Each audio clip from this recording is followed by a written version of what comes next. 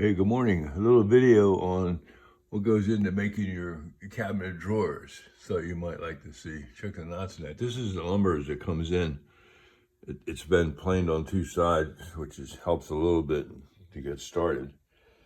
And that's what that looks like. Got a few pieces left. Each one of those, maybe I might get a drawer out of them, possibly four sides. Depends on how big the drawer is, of course.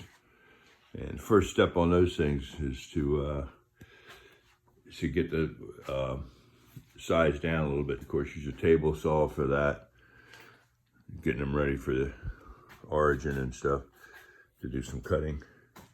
So here's how they come out from that rough thing. These are the pieces. I cut the sides and the front and backs. You can see, and they have the groove in them to take the plywood. And this is the half-blind dovetail.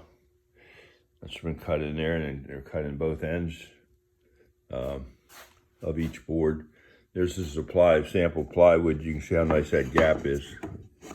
And Shaper Origin does that gap exactly the right length and width, because the plywood's not exactly a half inch. So I think we cut that like 0.4885 or something like that. And here's what the finished product looks like when it has a plywood bottom in it. This is one of the larger shelves that we have. You can see them, these are the dovetails when they're assembled. On the side, they come out really good. Of course, that maple looks great, like almost white. And that'll get a coating of clear on that. I'll be spraying on that to protect the wood from ever getting dirty. But the dovetails and stuff came out just beautiful. And here's some of the other wood that was.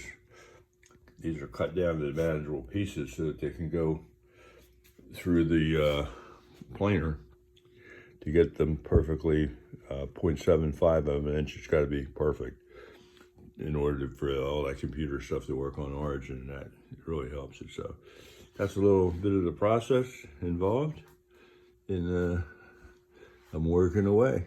Once you get each little part set on the computer, or in the software rather, then it's not a problem of cutting, but it can take you forever. And here's where we're sanding them.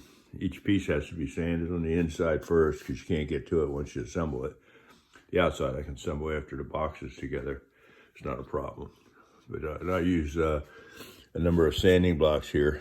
These are cool. And starting with like a 120. And it goes to a 180, and I use a 220, then a 400 grit to finalize it for a really smooth finish. So that's it. See you guys later.